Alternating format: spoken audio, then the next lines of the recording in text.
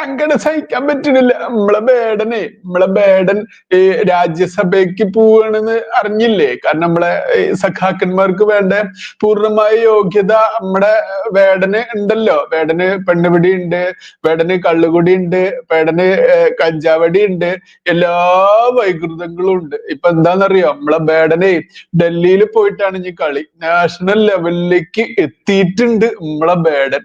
അപ്പൊ അതുകൊണ്ട് സന്തോഷിക്കുകയാണോ കരയാണോ വേണ്ടത് എന്ന് അറിയാത്തൊരു അവസ്ഥയിലാണ് ഇന്നിപ്പോ നമ്മള്. സംഘികൾ എന്ന് പറയുന്ന ആൾക്കാര് ഇത് കേട്ടിട്ട് കരയിണ്. നമ്മളെ അന്തംഗമ്മികൾ എന്ന് വിളിക്കുന്ന മാക്രികൾ, അതുപോലെ നമ്മളെ ജിഹാദികൾ, നമ്മളെ പാകിസ്ഥാന്റെ DNA ഒക്കെ പേറി നടക്കുന്ന ജിഹാദികൾ, മദ്രസ പൊട്ടന്മാര് എന്നൊക്കെ വിളിക്കുന്ന ഒരു വിഭാഗം, അവർക്ക് ഭയങ്കര സന്തോഷം. അപ്പൊ നമ്മള് കരയാണ്. നമ്മള് സംഘിയാണ്. നമ്മള് രാജ്യത്തിന് വേണ്ടി നിലകൊള്ളുന്നവർ സംഘിയും, രാജ്യത്തിനെതിരെ നിലകൊള്ളുന്നവർ ദ്രോഹികൾ, രാജ്യദ്രോഹികൾ, അവർ സുഡാപ്പികളുമാണല്ലോ. അപ്പൊ ആ വിഭാഗത്തിൽ നമ്മൾ സംഘികളിൽ പെട്ടതുകൊണ്ട് നമുക്ക് ഭയങ്കര വിഷമം. നമ്മള് ഈ ബേഡൻ രാജ്യസഭയ്ക്ക് പോവാണ്. ഇത് ഞാൻ പറയുന്നതല്ല കേട്ടോ, വേറൊരാള് പറയുന്നതാണ്. ആ വേറൊരാള് പറയണത് നമുക്ക് കേട്ടിട്ട് ബാക്കിക്കറിയാം. വേടനെ കുറിച്ച് പറയാൻ മറന്നുപോയതല്ല, താമസിച്ചു പോയതുമല്ല. വേടനെ കുറിച്ച് പഠിക്കുകയായിരുന്നു. പഠിച്ചാലും പഠിച്ചാലും തീരാത്തൊരു മഹാസാഗരമാണ് വേടൻ എന്ന് സംസ്ഥാന സർക്കാരിന് മനസ്സിലായി. വേടന്റെ വിശ്വമാനവികത നമ്മൾ തിരിച്ചറിയേണ്ടതാണ്. ഭാരതത്തിൽ കാലുറപ്പിച്ചു നിന്ന് സ്വാതന്ത്ര്യത്തോടെ പാടുമ്പോഴും അവന്റെ തലയുടെ ഉയരം കൊണ്ട് ഭാരതത്തിനപ്പുറത്തുള്ള ലോകരാഷ്ട്രങ്ങളെ കൃത്യമായി കാണാനുള്ള കഴിവുണ്ട്. നമുക്ക് ആ കഴിവുകളിലേക്കൊന്ന് കണ്ണോടിക്കേണ്ടതാണ്.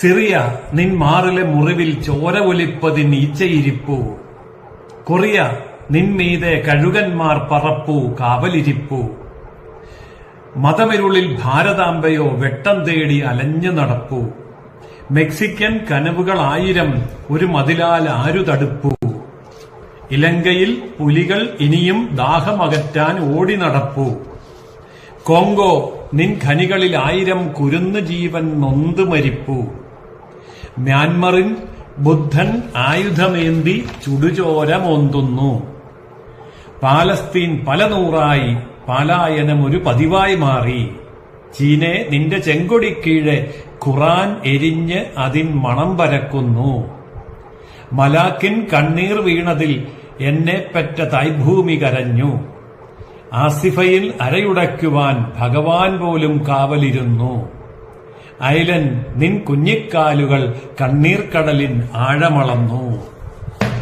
എത്ര വിശാലമായ വീക്ഷണമുള്ള കവി!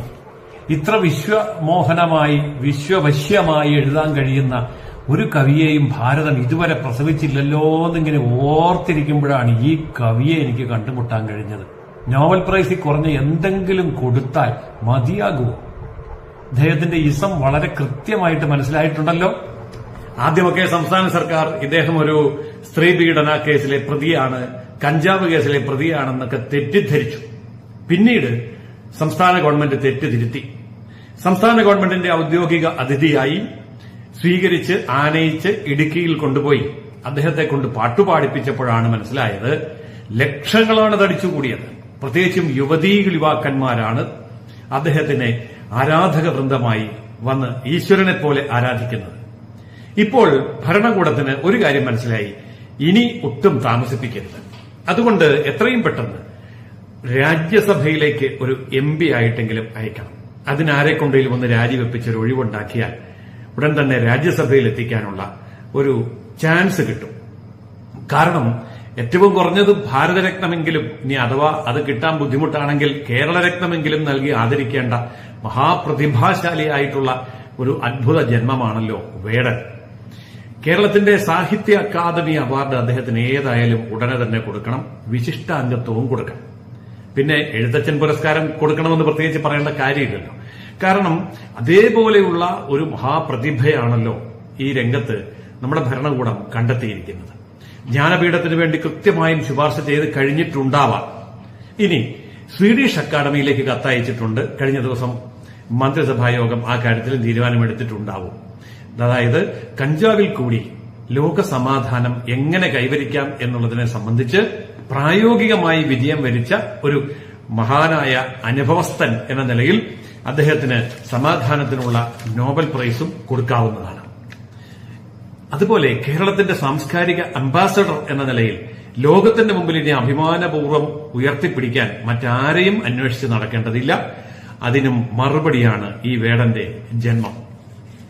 നമുക്കറിയാം, കേരളത്തില് ഇതുപോലെയുള്ള പല കാര്യങ്ങളും ഇതിനു മുമ്പും നമ്മുടെ ഭരണകൂടം ചെയ്തിട്ടുണ്ട്. എം എം മണിയെ മന്ത്രിയാക്കിയതും പിന്നീട് വി എം വാസവനെ മന്ത്രിയാക്കിയതുമൊക്കെ ഈ കേരളത്തിലാണ്. വിപ്ലവകരമായിട്ടുള്ള ഒരു മാറ്റമാണ്.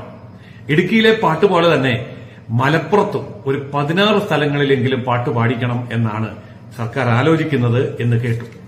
ഏതായാലും നമ്മുടെ നാട് ഒരിക്കലും മഹാന്മാരെ വിട്ടുപോവുകയില്ല എന്നുള്ളത് ഉറപ്പാണ്.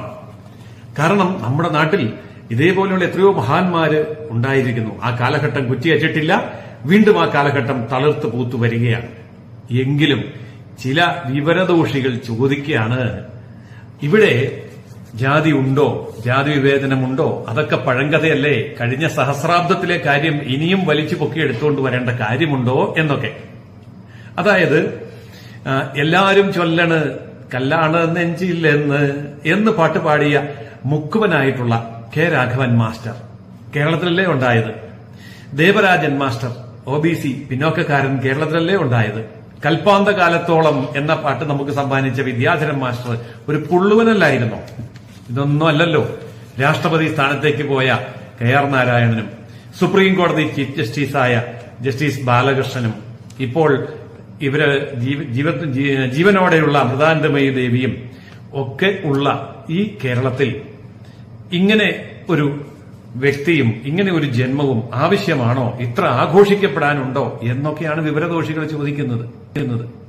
വാലുമുറിച്ച് ജാതി കളഞ്ഞ മന്നത്ത് പത്മനാഭനെയും ഒക്കെ പ്രസവിച്ച ഈ കേരളത്തിൽ 1%, 0.5%, 0.25% പോലും ഇല്ലാത്ത ദാരിദ്ര്യവാസികളായ ബ്രാഹ്മണരെ ചൂണ്ടിക്കൊണ്ട് ഇന്നും ബ്രാഹ്മണ മേധാവിത്വത്തെക്കുറിച്ചും ബ്രാഹ്മണിക്കൽ ഹെജിമണിയെക്കുറിച്ചുമൊക്കെ പറയാനുള്ള വിവരവും വിദ്യാഭ്യാസവും നമുക്ക് ഉണ്ട്. ഏതായാലും അങ്ങനെയുള്ള സാംസ്കാരിക കേരളത്തിന്, അഭിമാനകരമായൊരു പാരമ്പര്യത്തിന് നമുക്കിതാ ഒരു പുതുതലമുറക്കാരനെ കിട്ടിയിരിക്കുന്നു. ഏതായാലും സർക്കാർ ആ പുതുതലമുറക്കാരന്റെ പേരിലുള്ള കേസുകളൊക്കെ എഴുതിത്തള്ളി, കഞ്ചാവ് കേസും സ്ത്രീപീഡന കേസും എല്ലാ കേസുകളും എഴുതിത്തള്ളി കോടതിയിൽ നിന്നൊക്കെ മുക്തമാക്കി നമുക്ക് ലോകത്തിന്റെ മുമ്പിൽ അഭിമാനപൂർവ്വം അവതരിപ്പിക്കാവുന്ന തരത്തിൽ ആദ്യം രാജ്യസഭയിലേക്കും പിന്നീട് നോബൽ പ്രൈസിലേക്കും ഭാരതരത്നത്തിലേക്കും ഒക്കെ കൊണ്ടുവരാനുള്ള തീവ്രമായ പരിശ്രമം ഉടൻ തന്നെ നടത്തും എന്ന് നമുക്ക് പ്രതീക്ഷിക്കാം. തീർച്ചയായും അതിനുള്ള വട്ടം കൂട്ടാൻ നമ്മുടെ കാരണഭൂതനായിട്ടുള്ള പിണറായി വിജയൻ ഇന്ന് മുഖ്യമന്ത്രിയായിട്ട് ഇവിടെ ഉണ്ടല്ലോ, അതാണ് ഏക ആശ്വാസം.